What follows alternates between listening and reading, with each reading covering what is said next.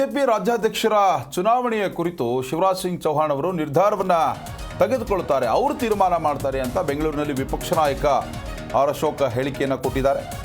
ಶಿವರಾಜ್ ಸಿಂಗ್ ಚೌಹಾಣ್ ಬಂದ ಮೇಲೆ ಪ್ರಕ್ರಿಯೆ ಶುರುವಾಗುತ್ತೆ. ಕೋರ್ ಕಮಿಟಿ ಸಭೆಯಲ್ಲಿ ಚುನಾವಣೆ ಬಗ್ಗೆ ಚರ್ಚೆ ಆಗುತ್ತೆ. ಇವತ್ತು ಯಾವುದೇ ರೀತಿಯಲ್ಲೂ ಕೂಡ ರಾಜ್ಯಾಧ್ಯಕ್ಷರ ವಿಚಾರದ ಕುರಿತು ಚರ್ಚೆ ನಡೆದಿಲ್ಲ. ರಾಜ್ಯಾಧ್ಯಕ್ಷರ ಚುನಾವಣೆ ತೀರ್ಮಾನ ಮಾಡುವುದು ರಾಷ್ಟ್ರೀಯ ಅಧ್ಯಕ್ಷರು. ಶಿವರಾಜ್ ಸಿಂಗ್ ಚೌಹಾಣ್ ಬರ್ತಾರೆ, ಚುನಾವಣೆ ಆಗಬೇಕಾ ಸರ್ವಸಮ್ಮತ ಆಗಬೇಕಾ ಅನ್ನೋ ಒಂದು ತೀರ್ಮಾನವನ್ನು ಅವರು ಮಾಡ್ತಾರೆ. ಅವರು ಕೇಂದ್ರ ನಾಯಕರ ಜೊತೆ ಮಾತನಾಡಿ ಏನು ತೀರ್ಮಾನ ಕೊಡ್ತಾರೋ ಅದ್ರ ಮೇಲೆ ಡಿಪೆಂಡ್ ಆಗುತ್ತೆ ಅಂತ ಬೆಂಗಳೂರಿನಲ್ಲಿ ವಿಪಕ್ಷ ನಾಯಕ ಆರ್ ಅಶೋಕ್ ಹೇಳಿಕೆ ಕೊಟ್ಟಿದ್ದಾರೆ. ನಾವು ಶಾಸಕರು, ನಮ್ಮೆಲ್ಲ MLCಗಳು, ಕೆಲವರು MP ಗಳು ಕೂಡ ಬಂದಿದ್ದರು. ಸೊ ಸಂಘಟನೆ ತಾಲೂಕು ಲೆವೆಲ್ ಮತ್ತು ಜಿಲ್ಲಾ ಲೆವೆಲ್ಲಿನ ಪದಾಧಿಕಾರಿಗಳ ಅಧ್ಯಕ್ಷರ ಒಂದು ಆಯ್ಕೆ ಬಗ್ಗೆ ಚರ್ಚೆ ನಡೀತು. ಸ್ಟೇಟ್ ಪ್ರೆಸಿಡೆಂಟ್ ಬಗ್ಗೆ ಶಿವರಾಜ್ ಸಿಂಗ್ ಚೌಹಾಣ್ ಅವರು ಬರ್ತಾರೆ. ಅವ್ರು ಯಾವಾಗ ಬರ್ತಾರೋ ಆ ಪ್ರಕ್ರಿಯೆ ಅವತ್ತು ಶುರುವಾಗ್ತದೆ. ಇವತ್ತು ಯಾವುದೂ ಆ ರೀತಿಯ ಚರ್ಚೆಗಳು ಏನು ನಡೆದಿಲ್ಲ. ಯಾಕಂದರೆ ಶಿವರಾಜ್ ಸಿಂಗ್ ಒಬ್ಬರೇ ಅದನ್ನು ಮಾಡುವಂಥ ಅಧಿಕಾರ ಕೇಂದ್ರದ ಅಧ್ಯಕ್ಷರು ಕೊಟ್ಟಿರೋದು. ಅದರಿಂದ ಅವ್ರು ಬಂದಾಗ ಎಲ್ಲ ಪ್ರಕ್ರಿಯೆ ಶುರುವಾಗ್ತದೆ. ಇವತ್ತು ಯಾವುದು ಕೂಡ ಅಧ್ಯಕ್ಷ ಚುನಾವಣೆ ಬಗ್ಗೆ ಚರ್ಚೆ ನಡೆದಿಲ್ಲ. ಸಂಘಟನಾ ಪರ್ವದ ಬಗ್ಗೆ ಚರ್ಚೆ ನಡೆದಿಲ್ಲ. ಕೆಲವರು ರಾಜ್ಯಾಧ್ಯಕ್ಷರ ಚುನಾವಣೆ ಆಗಲೇಬೇಕು ಅಂತ ಹೇಳ್ತಾರೆ. ಇಲ್ಲ, ಅದೆಲ್ಲ ತೀರ್ಮಾನ ಮಾಡೋದು ನಾನು ನೀವಲ್ಲ.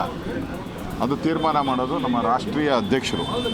ಈಗಾಗಲೇ ಶಿವರಾಜ್ ಸಿಂಗ್ ಚೌಹಾಣ್ ಅವ್ರನ್ನ ನೇಮಕ ಮಾಡಿದ್ದಾರೆ. ಅವ್ರು ಬರ್ತಾರೆ.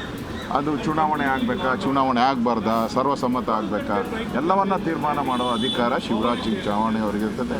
ಅವರು ಕೇಂದ್ರದ ನಾಯಕರ ಜೊತೆ ಮಾತಾಡಿ ಅವರು ಏನು ತೀರ್ಮಾನ ಕೊಡ್ತಾರೋ ಅದಕ್ಕೆ ನಾವೆಲ್ಲರೂ ಕೂಡ ಕೇಂದ್ರದ ನಮ್ಮ ರಾಷ್ಟ್ರೀಯ ಅಧ್ಯಕ್ಷರು ಏನು ತೀರ್ಮಾನ ಕೊಡ್ತಾರೋ ಅದಕ್ಕೆ ನಾವೆಲ್ಲರೂ ಕೂಡ ಶಿರಸಾವಹಿಸಿ ತಲೆಬಾಗಿ ಅದನ್ನು ಅಕ್ಸೆಪ್ಟ್ ಮಾಡ್ತೀವಿ.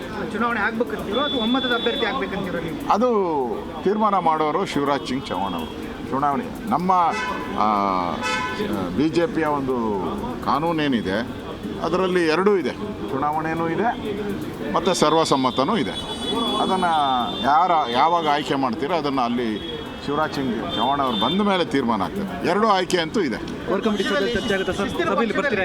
7 ಗಂಟೆಗೆ ಇದೆ ಕೋರ್ ಕಮಿಟಿ ಸಭೆ. ಬರ್ತೀನಿ. ಅದರಲ್ಲಿ ಹಲವಾರು ತೀರ್ಮಾನಗಳನ್ನು ಮಾಡ್ತೀವಿ. ನಾವು ಜಿ ಕನ್ನಡ ನ್ಯೂಸ್ ಈಗ ನಿಮ್ಮ ಮನೆಯಲ್ಲೇ ನೋಡಿ. ಎಲ್ಲ ಕೇಬಲ್ಗಳಲ್ಲಿ ಈಗ ಲಭ್ಯ. Sun Direct 292, Jio TV 1334, U digital 162, city cable 51, GTPL 17, Abhishek cables 821, Rock Line telecommunication 51, Shri Basaveshwara number 60, Vinayaka digital number 53, in digital number 896ರಲ್ಲಿ. ನಿಮ್ಮಿಸ್ತದ ಜಿ ಕನ್ನಡ ನ್ಯೂಸ್ ನೋಡಿ ಆನಂದಿಸಿ.